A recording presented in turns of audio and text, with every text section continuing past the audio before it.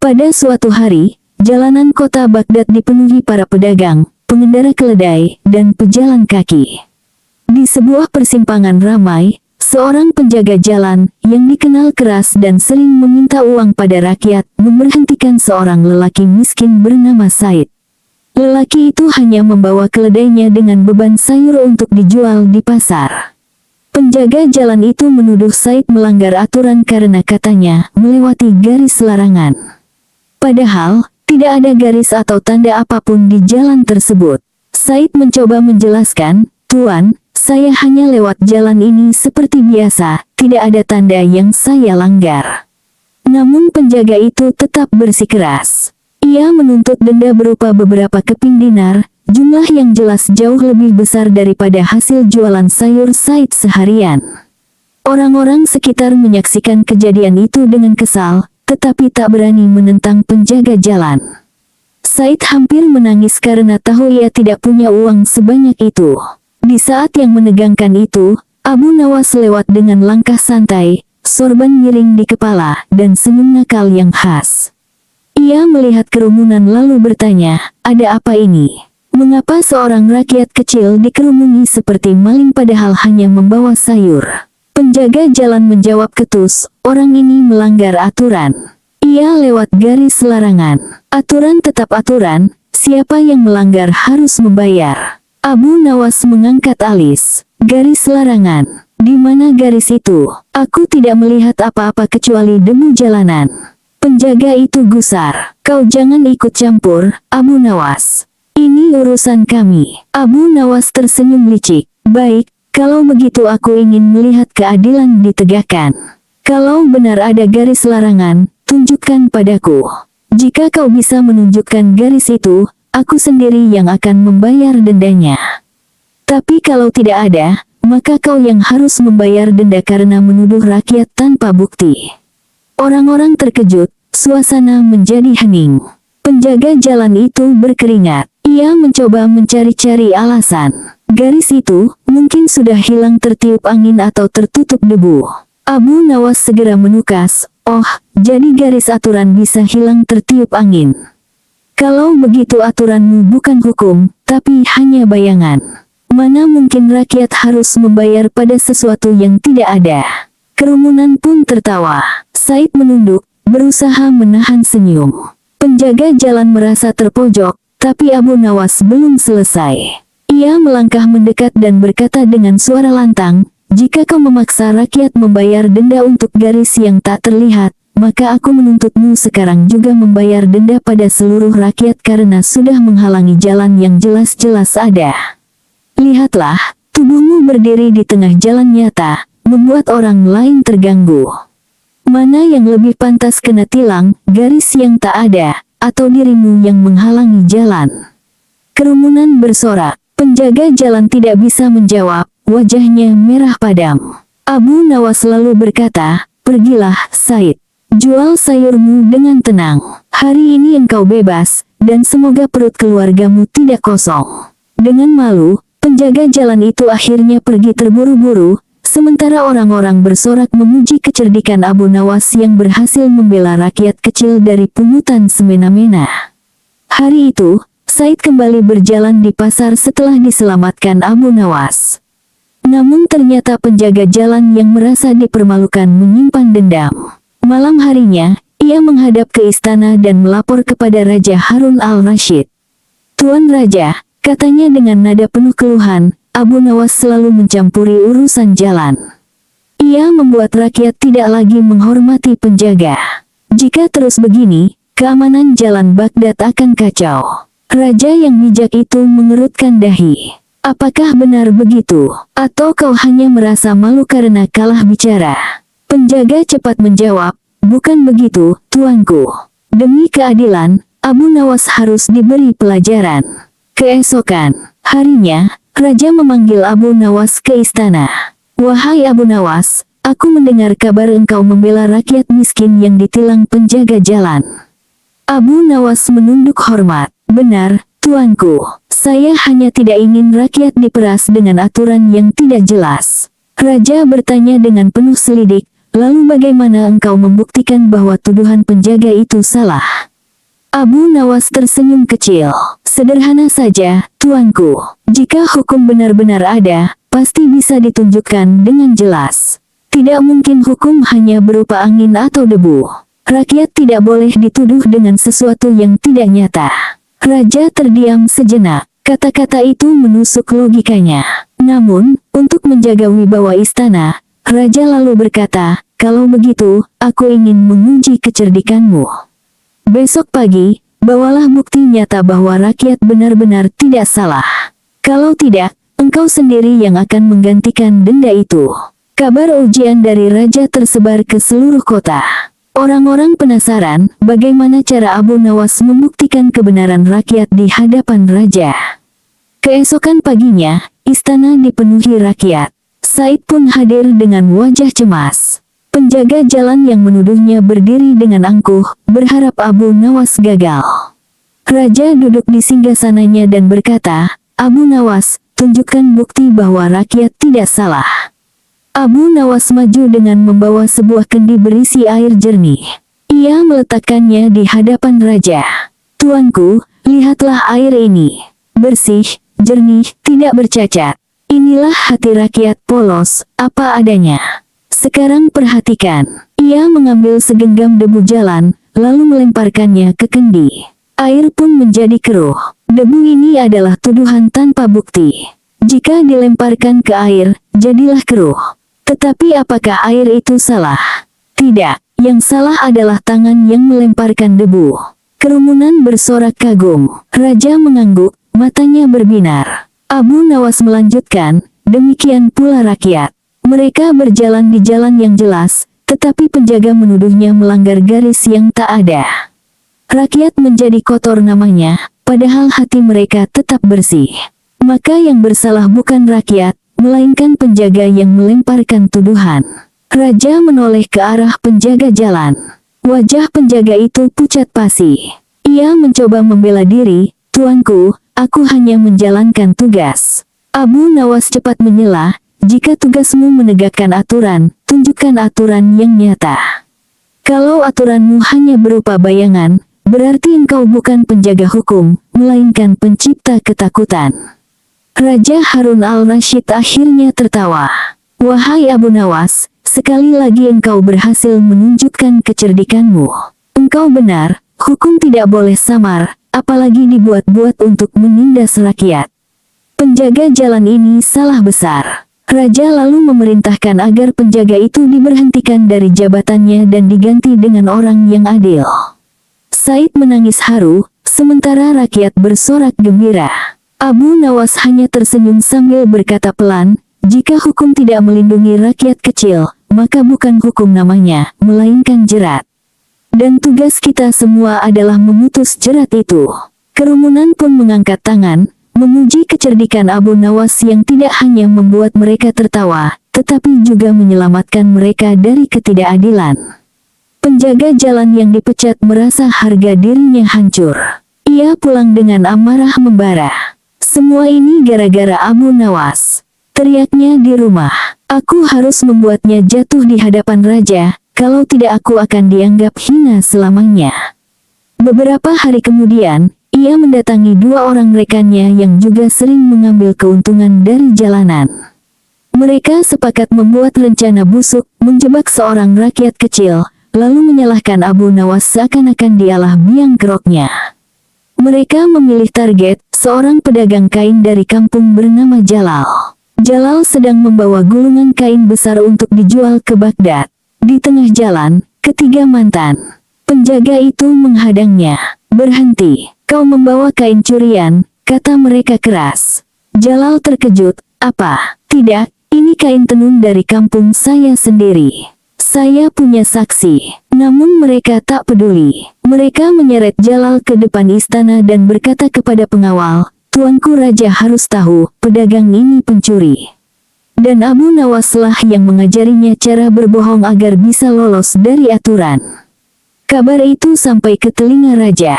Harun al-Rashid murka, karena nama Abu Nawas ikut terseret. Ia memanggil Abu Nawas segera. Di hadapan Raja dan para menteri, Ketiga mantan penjaga itu berbicara lantang, "Tuanku, rakyat sekarang tidak lagi takut melanggar aturan karena Abu Nawas selalu membela mereka.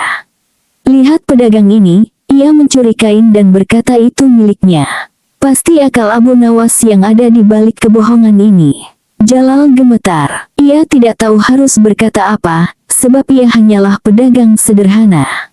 Semua mata tertuju pada Abu Nawas. Raja bertanya, "Wahai Abu Nawas, apakah engkau yang mengajari rakyat membangkang hukum?" Abu Nawas menunduk sebentar, lalu menatap raja dengan tenang. "Tuanku, izinkan hamba membuktikan kebenaran dengan cara sederhana, agar jelas siapa yang dusta." Raja mengangguk. "Lakukanlah." Abu Nawas meminta Jalal membuka gulungan kainnya. "Tuanku, kain ini dari desa. Perhatikan tenunannya. Lihat motifnya, sederhana, seratnya kasar, warnanya alami. Hanya desa tertentu yang bisa membuatnya. Jika ini barang curian, pasti ada laporan dari desa yang kehilangan." "Apakah ada laporan itu, wahai pejabat istana?" Seorang menteri menjawab, "Tidak ada, tuanku." Abu Nawas tersenyum. "Kalau begitu, tuduhan mereka rapuh. Tetapi izinkan aku membuktikan sesuatu yang lebih jelas lagi." Ia mengambil salah satu gulungan kain, lalu bertanya kepada Jalal, "Berapa lama engkau menenun ini?" Jalal menjawab, "Sekitar 2 minggu, Tuan." Abu Nawas menghadap raja. "Tuanku, kalau ia pencuri, mana mungkin ia tahu persis berapa lama kain ini ditenun? Hanya orang yang ikut membuatnya yang tahu beratnya kerja." Raja mengangguk, mulai melihat kebenaran. Tetapi Abu Nawas belum selesai. Ia menoleh kepada 3 mantan penjaga itu. "Sekarang, kalau kalian benar menuduh, jelaskan berapa lama menenun kain seperti ini. Dan dari serat apa dibuat?" Ketiga orang itu saling pandang. Mereka gagap. Satu menjawab, "Mungkin sehari." Yang lain berkata, "Mungkin dari wol." Padahal jelas kain itu terbuat dari kapas kampung. Rakyat yang hadir di istana pun tertawa. Abu Nawas segera menegaskan, "Lihatlah, tuanku. Mereka menuduh tanpa tahu apa-apa. Sama seperti dulu mereka membuat garis larangan yang tak pernah ada. Tuduhan palsu adalah debu yang kembali mereka lemparkan ke air jernih. Kini terbukti siapa yang mengeruhkan air." Raja Harun al-Rashid menepuk kursinya. "Benar." Abu Nawas sekali lagi membuktikan kebenarannya. "Dan kalian bertiga, bukan saja memfitnah pedagang miskin, tapi juga berani menyeret nama Abu Nawas ke dalam dusta kalian. Hukuman berat menanti kalian." Raja memerintahkan agar ketiga mantan penjaga itu dipenjara dan harta hasil pungli mereka disita untuk kas negara. Jalal dibebaskan, bahkan diberi hadiah karena kesabarannya. Setelah sidang bubar, rakyat mengerubungi Abu Nawas. Said yang dulu pernah ia tolong berkata, "Abu Nawas, engkau bukan hanya membuat kami tertawa, tapi juga membuat kami berani percaya bahwa kebenaran bisa menang, meski melawan orang berkuasa sekalipun." Abu Nawas hanya tersenyum, lalu menjawab, "Ingatlah, kebenaran tidak selalu membutuhkan pedang.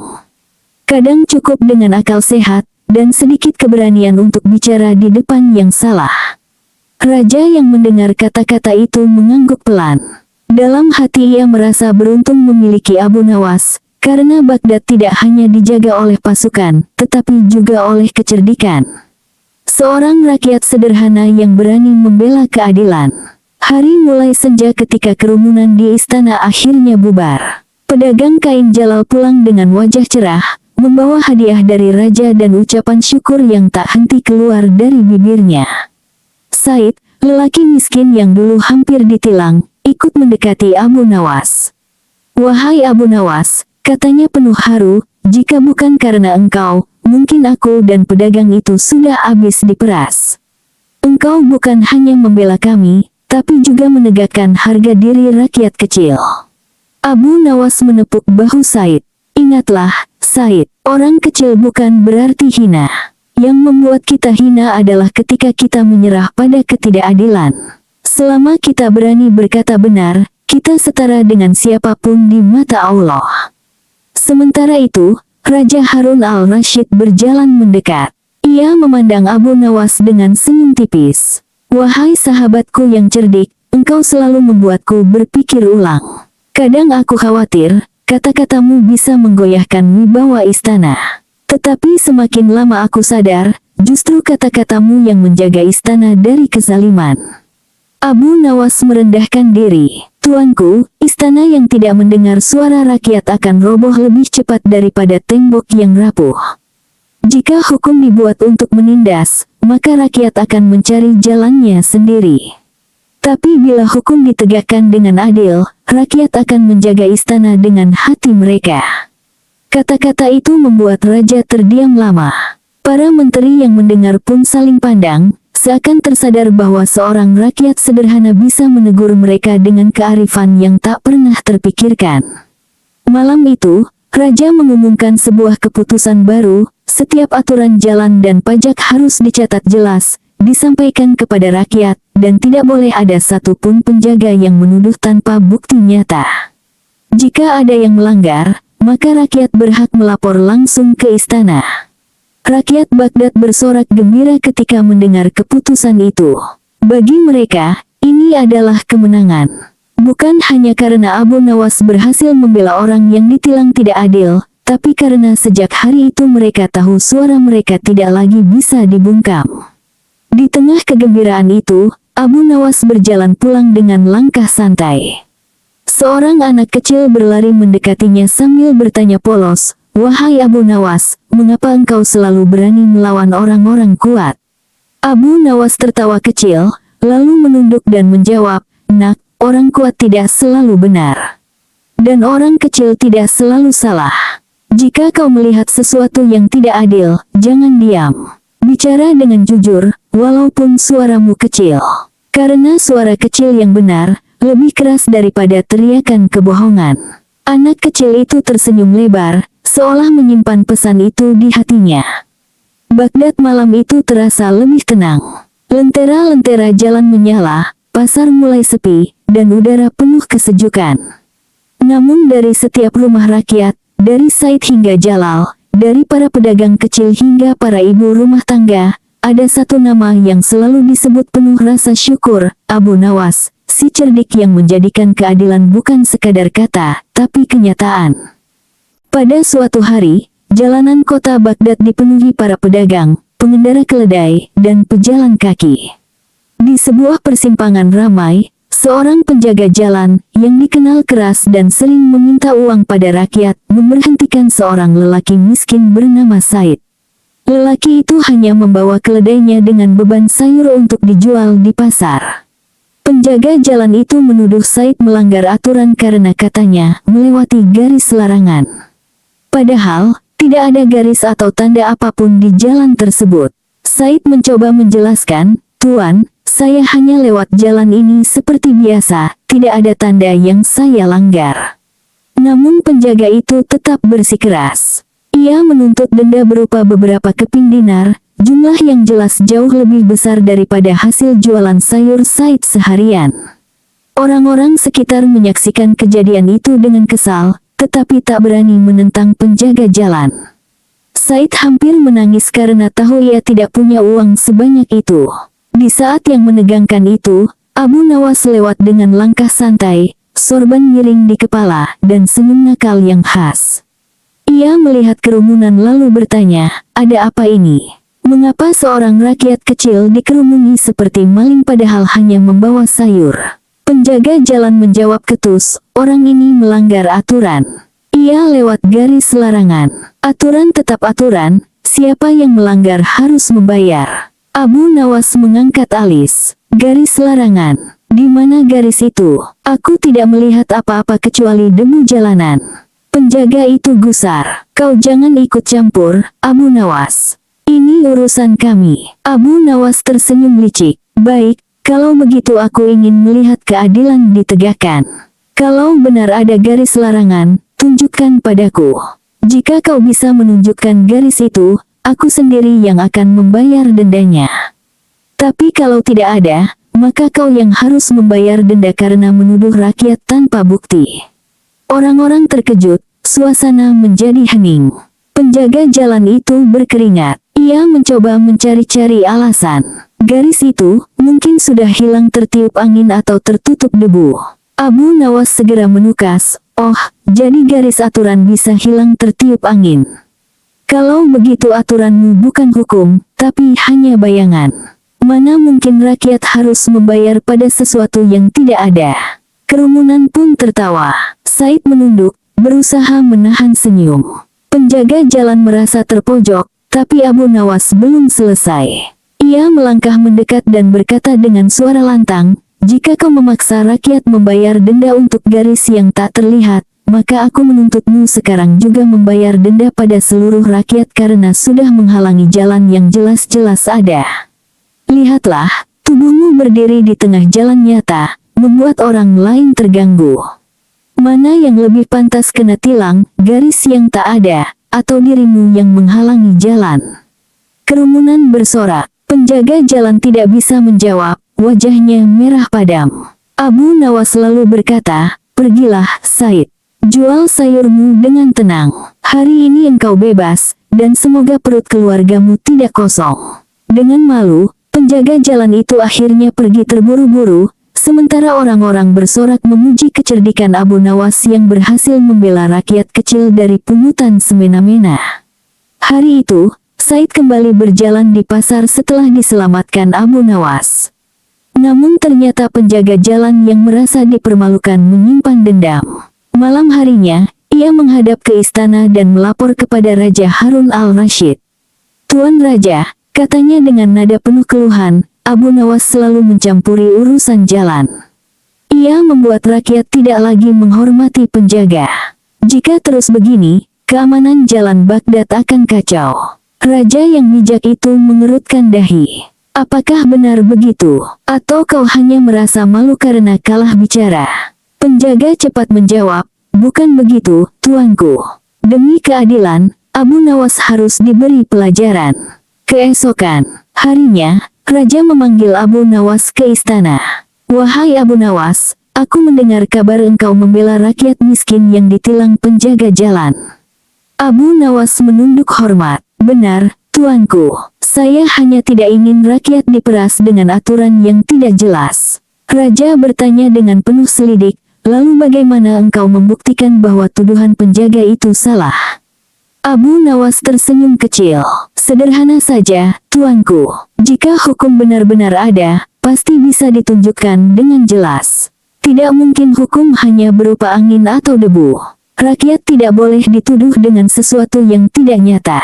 Raja terdiam sejenak. Kata-kata itu menusuk logikanya. Namun, untuk menjaga wibawa istana, Raja lalu berkata, "Kalau begitu, aku ingin menguji kecerdikanmu. Besok pagi, bawalah bukti nyata bahwa rakyat benar-benar tidak salah. Kalau tidak, engkau sendiri yang akan menggantikan denda itu." Kabar ujian dari Raja tersebar ke seluruh kota. Orang-orang penasaran bagaimana cara Abu Nawas membuktikan kebenaran rakyat di hadapan Raja. Keesokan paginya, istana dipenuhi rakyat. Said pun hadir dengan wajah cemas. Penjaga jalan yang menuduhnya berdiri dengan angkuh, berharap Abu Nawas gagal. Raja duduk di singgasananya dan berkata, "Abu Nawas, tunjukkan bukti bahwa rakyat tidak salah." Abu Nawas maju dengan membawa sebuah kendi berisi air jernih. Ia meletakkannya di hadapan Raja. "Tuanku, lihatlah air ini. Bersih, jernih, tidak bercacat. Inilah hati rakyat polos, apa adanya. Sekarang perhatikan." Ia mengambil segenggam debu jalan, lalu melemparkannya ke kendi. Air pun menjadi keruh. Debu ini adalah tuduhan tanpa bukti. Jika dilemparkan ke air, jadilah keruh. Tetapi apakah air itu salah? Tidak, yang salah adalah tangan yang melemparkan debu. Kerumunan bersorak kagum. Raja mengangguk, matanya berbinar. Abu Nawas melanjutkan, "Demikian pula rakyat. Mereka berjalan di jalan yang jelas, tetapi penjaga menuduhnya melanggar garis yang tak ada. Rakyat menjadi kotor namanya, padahal hati mereka tetap bersih. Maka yang bersalah bukan rakyat, melainkan penjaga yang melemparkan tuduhan." Raja menoleh ke arah penjaga jalan. Wajah penjaga itu pucat pasi. Ia mencoba membela diri, "Tuanku, aku hanya menjalankan tugas." Abu Nawas cepat menyela, "Jika tugasmu menegakkan aturan, tunjukkan aturan yang nyata. Kalau aturanmu hanya berupa bayangan, berarti engkau bukan penjaga hukum, melainkan pencipta ketakutan." Raja Harun al-Rashid akhirnya tertawa. "Wahai Abu Nawas, sekali lagi engkau berhasil menunjukkan kecerdikanmu. Engkau benar, hukum tidak boleh samar, apalagi dibuat-buat untuk menindas rakyat. Penjaga jalan ini salah besar." Raja lalu memerintahkan agar penjaga itu diberhentikan dari jabatannya dan diganti dengan orang yang adil. Said menangis haru, sementara rakyat bersorak gembira. Abu Nawas hanya tersenyum sambil berkata pelan, "Jika hukum tidak melindungi rakyat kecil, maka bukan hukum namanya, melainkan jerat. Dan tugas kita semua adalah memutus jerat itu." Kerumunan pun mengangkat tangan, memuji kecerdikan Abu Nawas yang tidak hanya membuat mereka tertawa, tetapi juga menyelamatkan mereka dari ketidakadilan. Penjaga jalan yang dipecat merasa harga dirinya hancur. Ia pulang dengan amarah membara. "Semua ini gara-gara Abu Nawas," teriaknya di rumah. "Aku harus membuatnya jatuh di hadapan raja, kalau tidak aku akan dianggap hina selamanya." Beberapa hari kemudian, ia mendatangi dua orang rekannya yang juga sering mengambil keuntungan dari jalanan. Mereka sepakat membuat rencana busuk, menjebak seorang rakyat kecil, lalu menyalahkan Abu Nawas seakan-akan dialah biang keroknya. Mereka memilih target, seorang pedagang kain dari kampung bernama Jalal. Jalal sedang membawa gulungan kain besar untuk dijual ke Baghdad. Di tengah jalan, ketiga mantan penjaga itu menghadangnya. "Berhenti, kau membawa kain curian," kata mereka keras.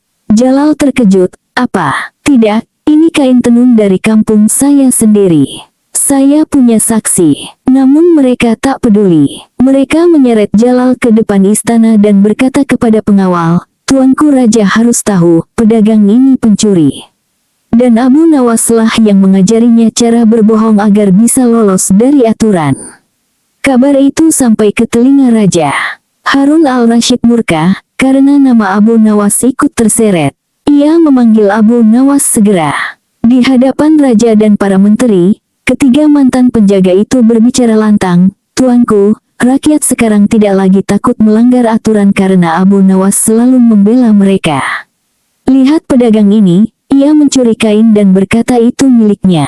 Pasti akal Abu Nawas yang ada di balik kebohongan ini." Jalal gemetar. Ia tidak tahu harus berkata apa, sebab ia hanyalah pedagang sederhana. Semua mata tertuju pada Abu Nawas. Raja bertanya, "Wahai Abu Nawas, apakah engkau yang mengajari rakyat membangkang hukum?" Abu Nawas menunduk sebentar, lalu menatap raja dengan tenang. "Tuanku, izinkan hamba membuktikan kebenaran dengan cara sederhana, agar jelas siapa yang dusta." Raja mengangguk. "Lakukanlah." Abu Nawas meminta Jalal membuka gulungan kainnya. "Tuanku, kain ini dari desa. Perhatikan tenunannya. Lihat motifnya, sederhana, seratnya kasar, warnanya alami. Hanya desa tertentu yang bisa membuatnya. Jika ini barang curian, pasti ada laporan dari desa yang kehilangan." "Apakah ada laporan itu, wahai pejabat istana?" Seorang menteri menjawab, "Tidak ada, tuanku." Abu Nawas tersenyum. "Kalau begitu, tuduhan mereka rapuh. Tetapi izinkan aku membuktikan sesuatu yang lebih jelas lagi." Ia mengambil salah satu gulungan kain, lalu bertanya kepada Jalal, "Berapa lama engkau menenun ini?" Jalal menjawab, "Sekitar 2 minggu, tuan." Abu Nawas menghadap raja. "Tuanku, kalau ia pencuri, mana mungkin ia tahu persis berapa lama kain ini ditenun? Hanya orang yang ikut membuatnya yang tahu beratnya kerja." Raja mengangguk, mulai melihat kebenaran. Tetapi Abu Nawas belum selesai. Ia menoleh kepada 3 mantan penjaga itu. "Sekarang, kalau kalian benar menuduh, jelaskan berapa lama menenun kain seperti ini. Dan dari serat apa dibuat?" Ketiga orang itu saling pandang.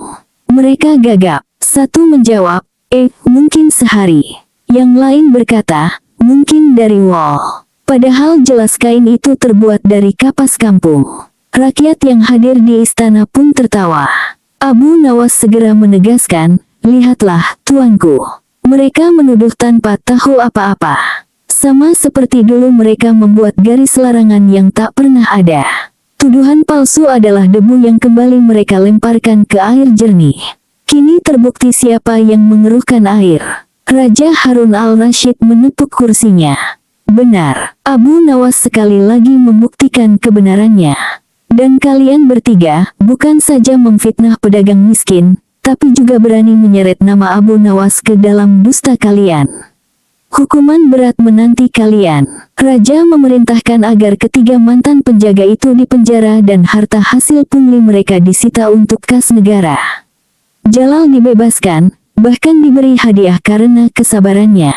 Setelah sidang bubar, rakyat mengerubungi Abu Nawas. Said yang dulu pernah ia tolong berkata, "Abu Nawas, engkau bukan hanya membuat kami tertawa, tapi juga membuat kami berani percaya bahwa kebenaran bisa menang, meski melawan orang berkuasa sekalipun."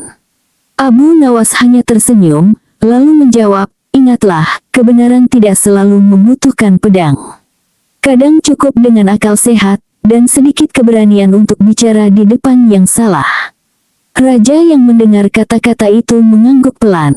Dalam hati ia merasa beruntung memiliki Abu Nawas, karena Baghdad tidak hanya dijaga oleh pasukan, tetapi juga oleh kecerdikan.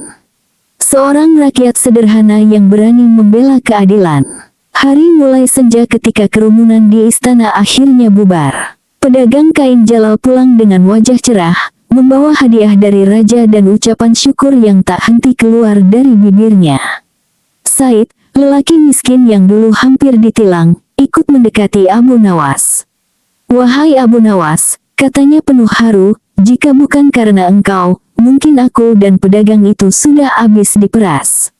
Engkau bukan hanya membela kami, tapi juga menegakkan harga diri rakyat kecil." Abu Nawas menepuk bahu Said. "Ingatlah, Said, orang kecil bukan berarti hina. Yang membuat kita hina adalah ketika kita menyerah pada ketidakadilan. Selama kita berani berkata benar, kita setara dengan siapapun di mata Allah." Sementara itu, Raja Harun al-Rashid berjalan mendekat. Ia memandang Abu Nawas dengan senyum tipis. "Wahai sahabatku yang cerdik, engkau selalu membuatku berpikir ulang. Kadang aku khawatir, kata-katamu bisa menggoyahkan wibawa istana. Tetapi semakin lama aku sadar, justru kata-katamu yang menjaga istana dari kezaliman." Abu Nawas merendahkan diri. "Tuanku, istana yang tidak mendengar suara rakyat akan roboh lebih cepat daripada tembok yang rapuh. Jika hukum dibuat untuk menindas, maka rakyat akan mencari jalannya sendiri. Tapi bila hukum ditegakkan dengan adil, rakyat akan menjaga istana dengan hati mereka." Kata-kata itu membuat raja terdiam lama. Para menteri yang mendengar pun saling pandang, seakan tersadar bahwa seorang rakyat sederhana bisa menegur mereka dengan kearifan yang tak pernah terpikirkan. Malam itu, raja mengumumkan sebuah keputusan baru, setiap aturan jalan dan pajak harus dicatat jelas, disampaikan kepada rakyat, dan tidak boleh ada satupun penjaga yang menuduh tanpa bukti nyata. Jika ada yang melanggar, maka rakyat berhak melapor langsung ke istana. Rakyat Baghdad bersorak gembira ketika mendengar keputusan itu. Bagi mereka, ini adalah kemenangan. Bukan hanya karena Abu Nawas berhasil membela orang yang ditilang tidak adil, tapi karena sejak hari itu mereka tahu suara mereka tidak lagi bisa dibungkam. Di tengah kegembiraan itu, Abu Nawas berjalan pulang dengan langkah santai. Seorang anak kecil berlari mendekatinya sambil bertanya polos, "Wahai Abu Nawas, mengapa engkau selalu berani melawan orang-orang kuat?" Abu Nawas tertawa kecil, lalu menunduk dan menjawab, "Nak, orang kuat tidak selalu benar. Dan orang kecil tidak selalu salah. Jika kau melihat sesuatu yang tidak adil, jangan diam. Bicara dengan jujur, walaupun suaramu kecil. Karena suara kecil yang benar, lebih keras daripada teriakan kebohongan." Anak kecil itu tersenyum lebar, seolah menyimpan pesan itu di hatinya. Baghdad malam itu terasa lebih tenang. Lentera-lentera jalan menyala, pasar mulai sepi, dan udara penuh kesejukan. Namun dari setiap rumah rakyat, dari Said hingga Jalal, dari para pedagang kecil hingga para ibu rumah tangga, ada satu nama yang selalu disebut penuh rasa syukur, Abu Nawas, si cerdik yang menjadikan keadilan bukan sekadar kata, tapi kenyataan. Pada suatu hari, jalanan kota Baghdad dipenuhi para pedagang, pengendara keledai, dan pejalan kaki. Di sebuah persimpangan ramai, seorang penjaga jalan, yang dikenal keras dan sering meminta uang pada rakyat, memberhentikan seorang lelaki miskin bernama Said. Lelaki itu hanya membawa keledainya dengan beban sayur untuk dijual di pasar. Penjaga jalan itu menuduh Said melanggar aturan karena katanya melewati garis larangan. Padahal, tidak ada garis atau tanda apapun di jalan tersebut. Said mencoba menjelaskan, "Tuan, saya hanya lewat jalan ini seperti biasa, tidak ada tanda yang saya langgar." Namun penjaga itu tetap bersikeras. Ia menuntut denda berupa beberapa keping dinar, jumlah yang jelas jauh lebih besar daripada hasil jualan sayur Said seharian. Orang-orang sekitar menyaksikan kejadian itu dengan kesal, tetapi tak berani menentang penjaga jalan. Said hampir menangis karena tahu ia tidak punya uang sebanyak itu. Di saat yang menegangkan itu, Abu Nawas lewat dengan langkah santai, sorban miring di kepala, dan senyum nakal yang khas. Ia melihat kerumunan lalu bertanya, "Ada apa ini? Mengapa seorang rakyat kecil dikerumuni seperti maling padahal hanya membawa sayur?" Penjaga jalan menjawab ketus, "Orang ini melanggar aturan. Ia lewat garis larangan. Aturan tetap aturan, siapa yang melanggar harus membayar." Abu Nawas mengangkat alis. "Garis larangan? Di mana garis itu? Aku tidak melihat apa-apa kecuali debu jalanan." Penjaga itu gusar. "Kau jangan ikut campur, Abu Nawas. Ini urusan kami." Abu Nawas tersenyum licik. "Baik, kalau begitu aku ingin melihat keadilan ditegakkan. Kalau benar ada garis larangan, tunjukkan padaku. Jika kau bisa menunjukkan garis itu, aku sendiri yang akan membayar dendanya. Tapi kalau tidak ada, maka kau yang harus membayar denda karena menuduh rakyat tanpa bukti." Orang-orang terkejut, suasana menjadi hening. Penjaga jalan itu berkeringat. Ia mencoba mencari-cari alasan. Garis itu mungkin sudah hilang tertiup angin atau tertutup debu. Abu Nawas segera menukas, "Oh, jadi garis aturan bisa hilang tertiup angin. Kalau begitu aturanmu bukan hukum, tapi hanya bayangan. Mana mungkin rakyat harus membayar pada sesuatu yang tidak ada." Kerumunan pun tertawa. Said menunduk, berusaha menahan senyum. Penjaga jalan merasa terpojok, tapi Abu Nawas belum selesai. Ia melangkah mendekat dan berkata dengan suara lantang, "Jika kau memaksa rakyat membayar denda untuk garis yang tak terlihat, maka aku menuntutmu sekarang juga membayar denda pada seluruh rakyat karena sudah menghalangi jalan yang jelas-jelas ada. Lihatlah, tubuhmu berdiri di tengah jalan nyata, membuat orang lain terganggu. Mana yang lebih pantas kena tilang, garis yang tak ada, atau dirimu yang menghalangi jalan?" Kerumunan bersorak. Penjaga jalan tidak bisa menjawab, wajahnya merah padam. Abu Nawas lalu berkata, "Pergilah, Said. Jual sayurmu dengan tenang. Hari ini engkau bebas, dan semoga perut keluargamu tidak kosong." Dengan malu, penjaga jalan itu akhirnya pergi terburu-buru, sementara orang-orang bersorak memuji kecerdikan Abu Nawas yang berhasil membela rakyat kecil dari pungutan semena-mena. Hari itu, Said kembali berjalan di pasar setelah diselamatkan Abu Nawas. Namun ternyata penjaga jalan yang merasa dipermalukan menyimpan dendam.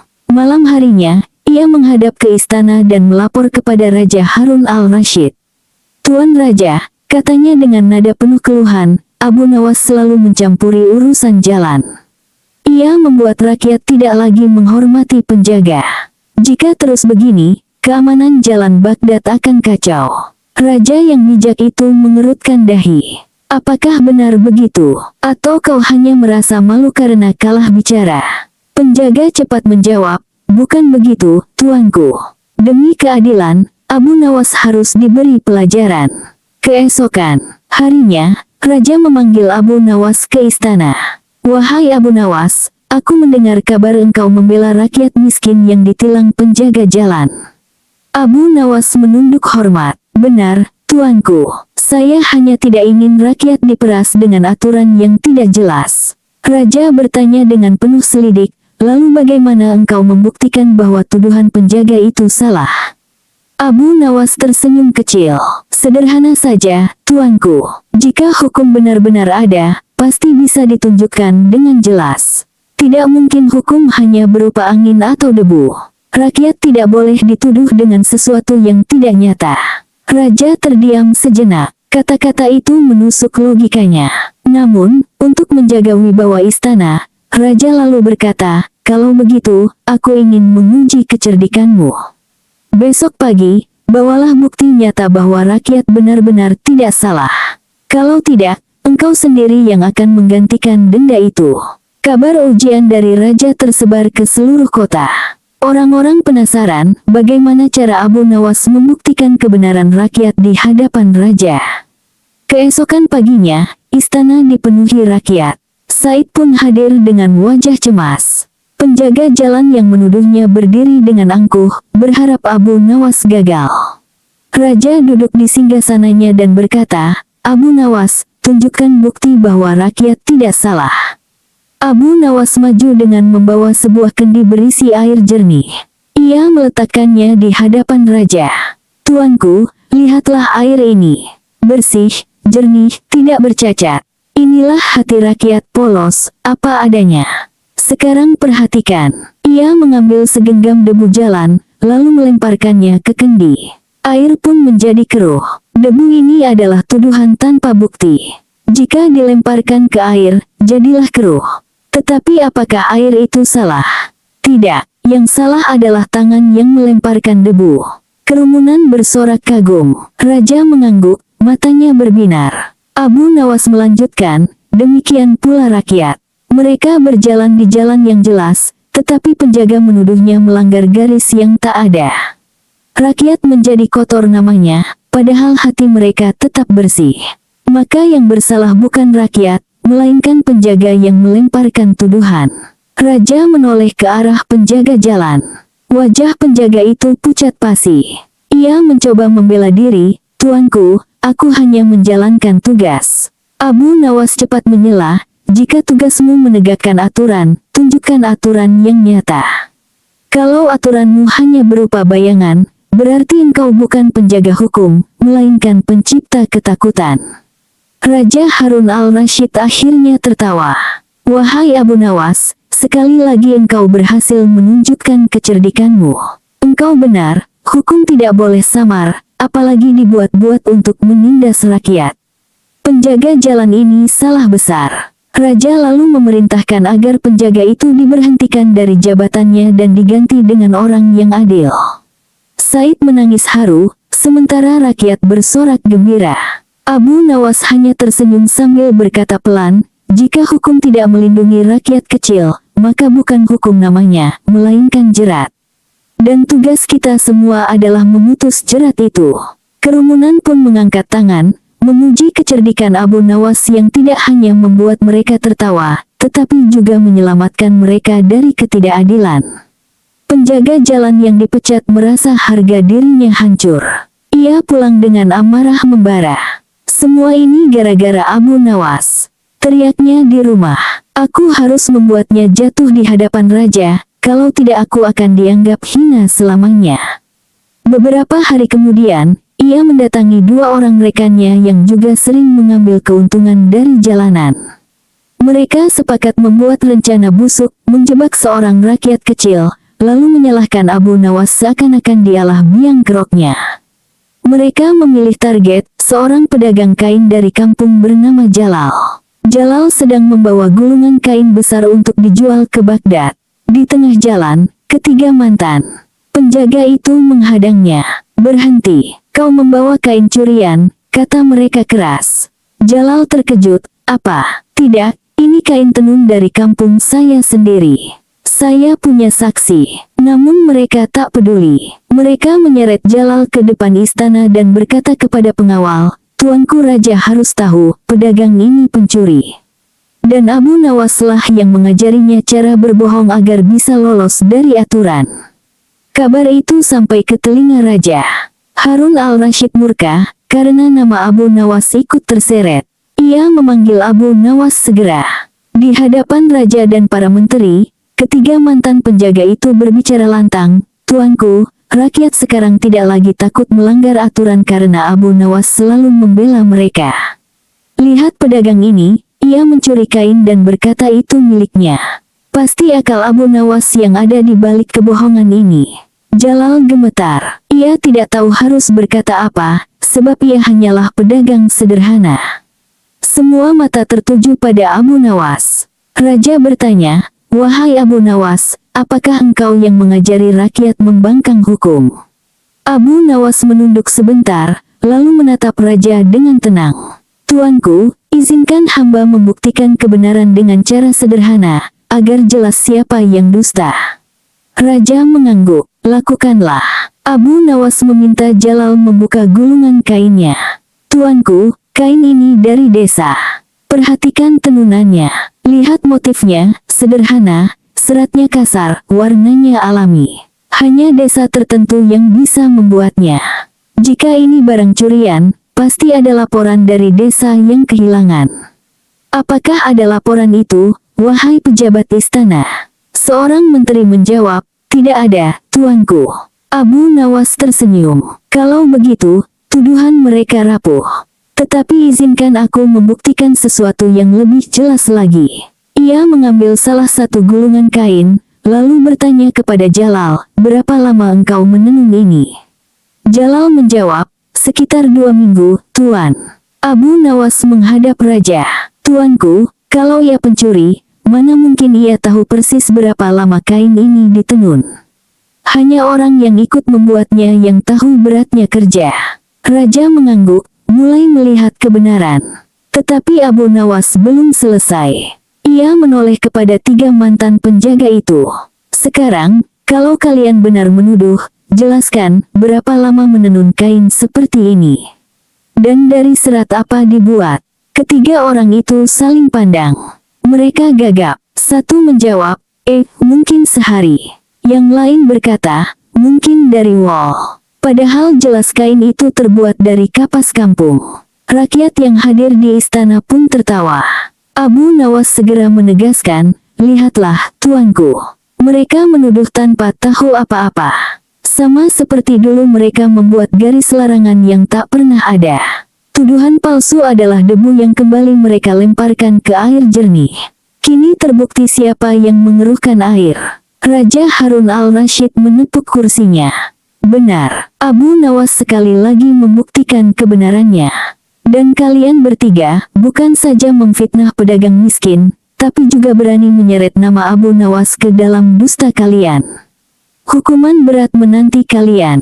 Raja memerintahkan agar ketiga mantan penjaga itu dipenjara dan harta hasil pungli mereka disita untuk kas negara. Jalal dibebaskan, bahkan diberi hadiah karena kesabarannya. Setelah sidang bubar, rakyat mengerubungi Abu Nawas. Said yang dulu pernah ia tolong berkata, "Abu Nawas, engkau bukan hanya membuat kami tertawa, tapi juga membuat kami berani percaya bahwa kebenaran bisa menang, meski melawan orang berkuasa sekalipun." Abu Nawas hanya tersenyum, lalu menjawab, "Ingatlah, kebenaran tidak selalu membutuhkan pedang. Kadang cukup dengan akal sehat, dan sedikit keberanian untuk bicara di depan yang salah." Raja yang mendengar kata-kata itu mengangguk pelan. Dalam hati ia merasa beruntung memiliki Abu Nawas, karena Baghdad tidak hanya dijaga oleh pasukan, tetapi juga oleh kecerdikan. Seorang rakyat sederhana yang berani membela keadilan. Hari mulai senja ketika kerumunan di istana akhirnya bubar. Pedagang kain Jalal pulang dengan wajah cerah, membawa hadiah dari raja dan ucapan syukur yang tak henti keluar dari bibirnya. Said, lelaki miskin yang dulu hampir ditilang, ikut mendekati Abu Nawas. "Wahai Abu Nawas," katanya penuh haru, "jika bukan karena engkau, mungkin aku dan pedagang itu sudah habis diperas. Engkau bukan hanya membela kami, tapi juga menegakkan harga diri rakyat kecil."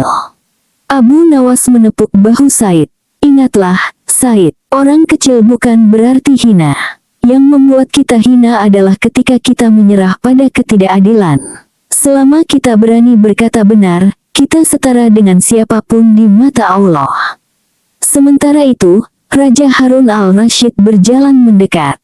Ia memandang Abu Nawas dengan senyum tipis. Wahai sahabatku yang cerdik, engkau selalu membuatku berpikir ulang. Kadang aku khawatir, kata-katamu bisa menggoyahkan wibawa istana. Tetapi semakin lama aku sadar, justru kata-katamu yang menjaga istana dari kezaliman.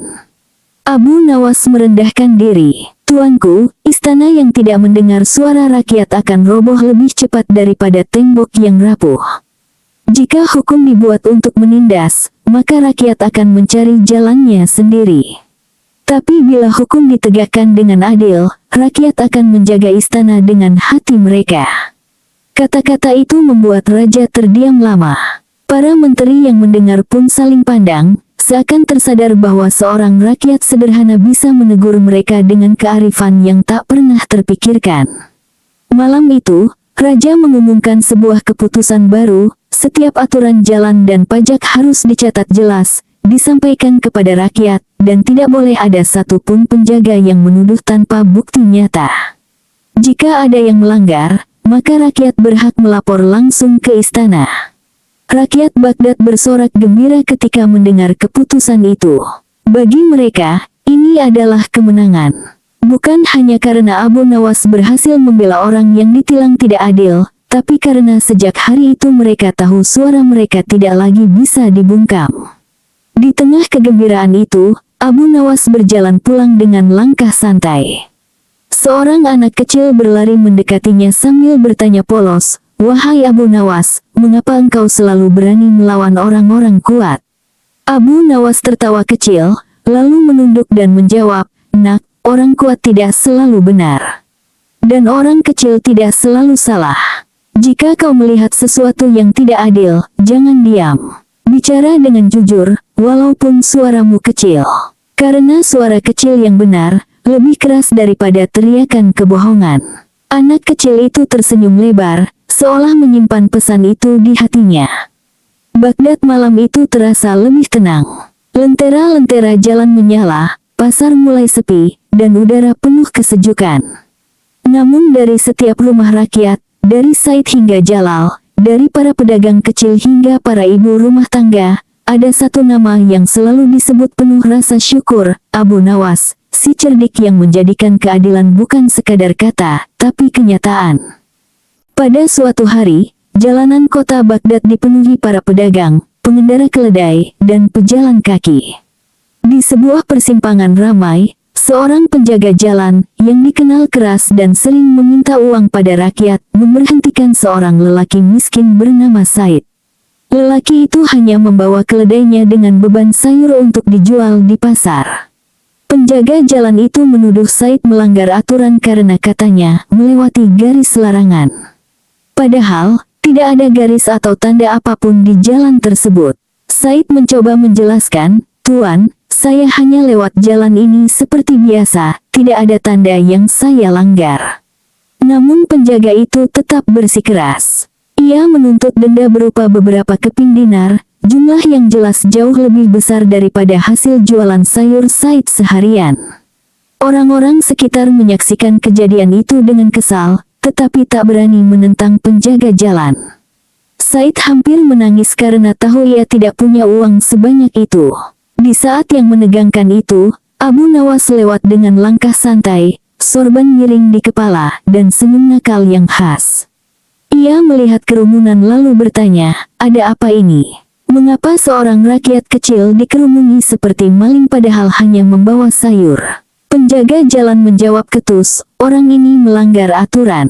Ia lewat garis larangan. Aturan tetap aturan, siapa yang melanggar harus membayar." Abu Nawas mengangkat alis. "Garis larangan? Di mana garis itu? Aku tidak melihat apa-apa kecuali debu jalanan."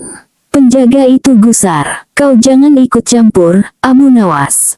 Ini urusan kami." Abu Nawas tersenyum licik. "Baik, kalau begitu aku ingin melihat keadilan ditegakkan. Kalau benar ada garis larangan, tunjukkan padaku." Jika kau bisa menunjukkan garis itu, aku sendiri yang akan membayar dendanya. Tapi kalau tidak ada, maka kau yang harus membayar denda karena menuduh rakyat tanpa bukti. Orang-orang terkejut, suasana menjadi hening. Penjaga jalan itu berkeringat. Ia mencoba mencari-cari alasan. Garis itu mungkin sudah hilang tertiup angin atau tertutup debu. Abu Nawas segera menukas, "Oh, jadi garis aturan bisa hilang tertiup angin. Kalau begitu aturanmu bukan hukum, tapi hanya bayangan. Mana mungkin rakyat harus membayar pada sesuatu yang tidak ada." Kerumunan pun tertawa. Said menunduk, berusaha menahan senyum. Penjaga jalan merasa terpojok, tapi Abu Nawas belum selesai. Ia melangkah mendekat dan berkata dengan suara lantang, "Jika kau memaksa rakyat membayar denda untuk garis yang tak terlihat, maka aku menuntutmu sekarang juga membayar denda pada seluruh rakyat karena sudah menghalangi jalan yang jelas-jelas ada. Lihatlah, tubuhmu berdiri di tengah jalan nyata, membuat orang lain terganggu. Mana yang lebih pantas kena tilang, garis yang tak ada, atau dirimu yang menghalangi jalan?" Kerumunan bersorak. Penjaga jalan tidak bisa menjawab, wajahnya merah padam. Abu Nawas lalu berkata, "Pergilah, Said. Jual sayurmu dengan tenang. Hari ini engkau bebas, dan semoga perut keluargamu tidak kosong." Dengan malu, penjaga jalan itu akhirnya pergi terburu-buru, sementara orang-orang bersorak memuji kecerdikan Abu Nawas yang berhasil membela rakyat kecil dari pungutan semena-mena. Hari itu, Said kembali berjalan di pasar setelah diselamatkan Abu Nawas. Namun ternyata penjaga jalan yang merasa dipermalukan menyimpan dendam. Malam harinya, ia menghadap ke istana dan melapor kepada Raja Harun al-Rashid. "Tuan Raja," katanya dengan nada penuh keluhan, "Abu Nawas selalu mencampuri urusan jalan. Ia membuat rakyat tidak lagi menghormati penjaga. Jika terus begini, keamanan jalan Baghdad akan kacau." Raja yang bijak itu mengerutkan dahi. "Apakah benar begitu? Atau kau hanya merasa malu karena kalah bicara?" Penjaga cepat menjawab, "Bukan begitu, tuanku. Demi keadilan, Abu Nawas harus diberi pelajaran." Keesokan harinya, Raja memanggil Abu Nawas ke istana. "Wahai Abu Nawas, aku mendengar kabar engkau membela rakyat miskin yang ditilang penjaga jalan." Abu Nawas menunduk hormat. "Benar, tuanku. Saya hanya tidak ingin rakyat diperas dengan aturan yang tidak jelas." Raja bertanya dengan penuh selidik, "Lalu bagaimana engkau membuktikan bahwa tuduhan penjaga itu salah?" Abu Nawas tersenyum kecil. "Sederhana saja, tuanku. Jika hukum benar-benar ada, pasti bisa ditunjukkan dengan jelas. Tidak mungkin hukum hanya berupa angin atau debu. Rakyat tidak boleh dituduh dengan sesuatu yang tidak nyata." Raja terdiam sejenak. Kata-kata itu menusuk logikanya. Namun, untuk menjaga wibawa istana, Raja lalu berkata, "Kalau begitu, aku ingin menguji kecerdikanmu. Besok pagi, bawalah bukti nyata bahwa rakyat benar-benar tidak salah. Kalau tidak, engkau sendiri yang akan menggantikan denda itu." Kabar ujian dari Raja tersebar ke seluruh kota. Orang-orang penasaran bagaimana cara Abu Nawas membuktikan kebenaran rakyat di hadapan Raja. Keesokan paginya, istana dipenuhi rakyat. Said pun hadir dengan wajah cemas. Penjaga jalan yang menuduhnya berdiri dengan angkuh, berharap Abu Nawas gagal. Raja duduk di singgasananya dan berkata, "Abu Nawas, tunjukkan bukti bahwa rakyat tidak salah."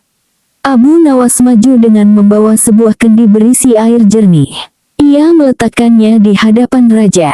"Tuanku, lihatlah air ini. Bersih, jernih, tidak bercacat. Inilah hati rakyat polos, apa adanya. Sekarang perhatikan." Ia mengambil segenggam debu jalan, lalu melemparkannya ke kendi. Air pun menjadi keruh. Debu ini adalah tuduhan tanpa bukti. Jika dilemparkan ke air, jadilah keruh. Tetapi apakah air itu salah? Tidak, yang salah adalah tangan yang melemparkan debu. Kerumunan bersorak kagum. Raja mengangguk, matanya berbinar. Abu Nawas melanjutkan, demikian pula rakyat. Mereka berjalan di jalan yang jelas, tetapi penjaga menuduhnya melanggar garis yang tak ada. Rakyat menjadi kotor namanya, padahal hati mereka tetap bersih. Maka yang bersalah bukan rakyat, melainkan penjaga yang melemparkan tuduhan. Raja menoleh ke arah penjaga jalan. Wajah penjaga itu pucat pasi. Ia mencoba membela diri, "Tuanku, aku hanya menjalankan tugas." Abu Nawas cepat menyela, "Jika tugasmu menegakkan aturan, tunjukkan aturan yang nyata. Kalau aturanmu hanya berupa bayangan, berarti engkau bukan penjaga hukum, melainkan pencipta ketakutan." Raja Harun al-Rashid akhirnya tertawa. "Wahai Abu Nawas, sekali lagi engkau berhasil menunjukkan kecerdikanmu. Engkau benar, hukum tidak boleh samar, apalagi dibuat-buat untuk menindas rakyat. Penjaga jalan ini salah besar." Raja lalu memerintahkan agar penjaga itu diberhentikan dari jabatannya dan diganti dengan orang yang adil. Said menangis haru, sementara rakyat bersorak gembira. Abu Nawas hanya tersenyum sambil berkata pelan, "Jika hukum tidak melindungi rakyat kecil, maka bukan hukum namanya, melainkan jerat. Dan tugas kita semua adalah memutus jerat itu."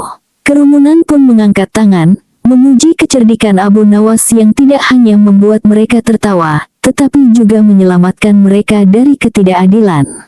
Penjaga jalan yang dipecat merasa harga dirinya hancur.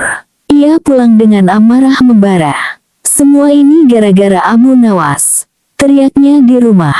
"Aku harus membuatnya jatuh di hadapan raja, kalau tidak aku akan dianggap hina selamanya." Beberapa hari kemudian, ia mendatangi dua orang rekannya yang juga sering mengambil keuntungan dari jalanan. Mereka sepakat membuat rencana busuk, menjebak seorang rakyat kecil, lalu menyalahkan Abu Nawas seakan-akan dialah biang keroknya. Mereka memilih target, seorang pedagang kain dari kampung bernama Jalal. Jalal sedang membawa gulungan kain besar untuk dijual ke Baghdad. Di tengah jalan, ketiga mantan penjaga itu menghadangnya. "Berhenti, kau membawa kain curian," kata mereka keras. Jalal terkejut, "Apa? Tidak, ini kain tenun dari kampung saya sendiri. Saya punya saksi." Namun mereka tak peduli. Mereka menyeret Jalal ke depan istana dan berkata kepada pengawal, "Tuanku raja harus tahu, pedagang ini pencuri." Dan Abu Nawaslah yang mengajarinya cara berbohong agar bisa lolos dari aturan.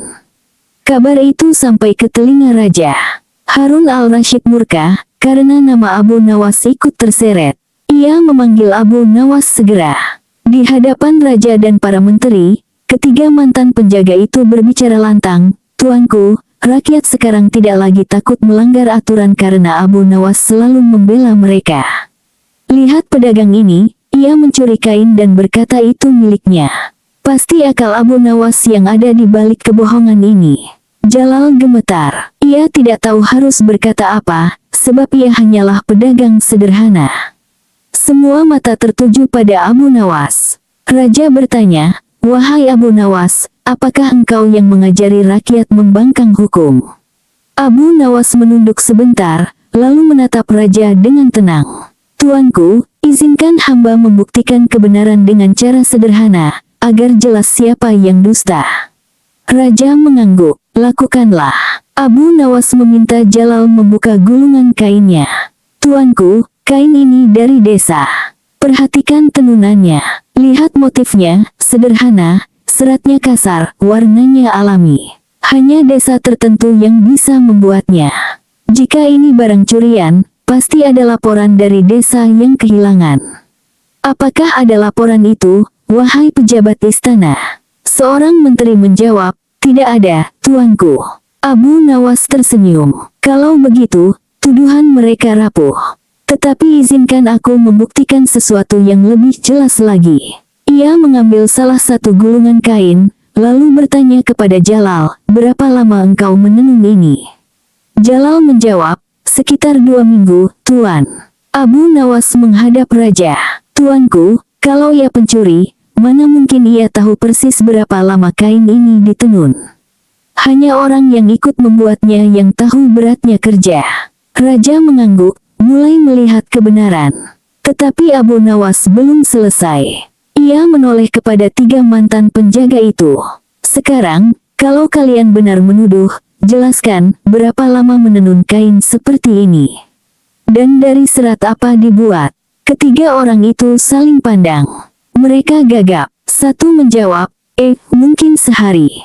Yang lain berkata, mungkin dari wol. Padahal jelas kain itu terbuat dari kapas kampung. Rakyat yang hadir di istana pun tertawa. Abu Nawas segera menegaskan, lihatlah, tuanku. Mereka menuduh tanpa tahu apa-apa. Sama seperti dulu mereka membuat garis larangan yang tak pernah ada. Tuduhan palsu adalah debu yang kembali mereka lemparkan ke air jernih. Kini terbukti siapa yang mengeruhkan air. Raja Harun al-Rashid menepuk kursinya. Benar, Abu Nawas sekali lagi membuktikan kebenarannya. Dan kalian bertiga, bukan saja memfitnah pedagang miskin, tapi juga berani menyeret nama Abu Nawas ke dalam dusta kalian. Hukuman berat menanti kalian. Raja memerintahkan agar ketiga mantan penjaga itu dipenjara dan harta hasil pungli mereka disita untuk kas negara. Jalal dibebaskan, bahkan diberi hadiah karena kesabarannya. Setelah sidang bubar, rakyat mengerubungi Abu Nawas. Said yang dulu pernah ia tolong berkata, Abu Nawas, engkau bukan hanya membuat kami tertawa, tapi juga membuat kami berani percaya bahwa kebenaran bisa menang, meski melawan orang berkuasa sekalipun. Abu Nawas hanya tersenyum, lalu menjawab, ingatlah, kebenaran tidak selalu membutuhkan pedang. Kadang cukup dengan akal sehat, dan sedikit keberanian untuk bicara di depan yang salah. Raja yang mendengar kata-kata itu mengangguk pelan. Dalam hati ia merasa beruntung memiliki Abu Nawas, karena Baghdad tidak hanya dijaga oleh pasukan, tetapi juga oleh kecerdikan. Seorang rakyat sederhana yang berani membela keadilan. Hari mulai senja ketika kerumunan di istana akhirnya bubar. Pedagang kain Jalal pulang dengan wajah cerah, membawa hadiah dari raja dan ucapan syukur yang tak henti keluar dari bibirnya. Said, lelaki miskin yang dulu hampir ditilang, ikut mendekati Abu Nawas. Wahai Abu Nawas, katanya penuh haru, jika bukan karena engkau, mungkin aku dan pedagang itu sudah habis diperas. Engkau bukan hanya membela kami, tapi juga menegakkan harga diri rakyat kecil. Abu Nawas menepuk bahu Said. Ingatlah, Said, orang kecil bukan berarti hina. Yang membuat kita hina adalah ketika kita menyerah pada ketidakadilan. Selama kita berani berkata benar, kita setara dengan siapapun di mata Allah. Sementara itu, Raja Harun al-Rashid berjalan mendekat. Ia memandang Abu Nawas dengan senyum tipis. Wahai sahabatku yang cerdik, engkau selalu membuatku berpikir ulang. Kadang aku khawatir, kata-katamu bisa menggoyahkan wibawa istana. Tetapi semakin lama aku sadar, justru kata-katamu yang menjaga istana dari kezaliman. Abu Nawas merendahkan diri. Tuanku, istana yang tidak mendengar suara rakyat akan roboh lebih cepat daripada tembok yang rapuh. Jika hukum dibuat untuk menindas, maka rakyat akan mencari jalannya sendiri. Tapi bila hukum ditegakkan dengan adil, rakyat akan menjaga istana dengan hati mereka.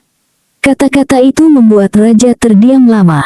Para menteri yang mendengar pun saling pandang, seakan tersadar bahwa seorang rakyat sederhana bisa menegur mereka dengan kearifan yang tak pernah terpikirkan.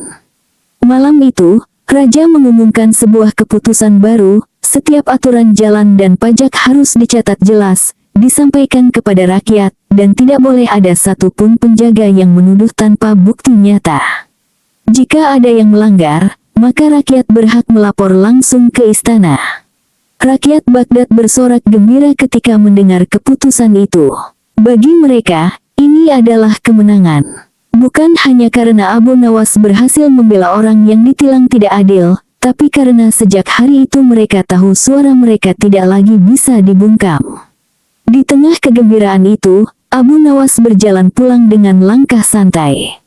Seorang anak kecil berlari mendekatinya sambil bertanya polos, wahai Abu Nawas, mengapa engkau selalu berani melawan orang-orang kuat? Abu Nawas tertawa kecil, lalu menunduk dan menjawab, nak, orang kuat tidak selalu benar. Dan orang kecil tidak selalu salah. Jika kau melihat sesuatu yang tidak adil, jangan diam. Bicara dengan jujur, walaupun suaramu kecil. Karena suara kecil yang benar, lebih keras daripada teriakan kebohongan. Anak kecil itu tersenyum lebar, seolah menyimpan pesan itu di hatinya. Baghdad malam itu terasa lebih tenang. Lentera-lentera jalan menyala, pasar mulai sepi, dan udara penuh kesejukan. Namun dari setiap rumah rakyat, dari Said hingga Jalal, dari para pedagang kecil hingga para ibu rumah tangga, ada satu nama yang selalu disebut penuh rasa syukur, Abu Nawas, si cerdik yang menjadikan keadilan bukan sekadar kata, tapi kenyataan.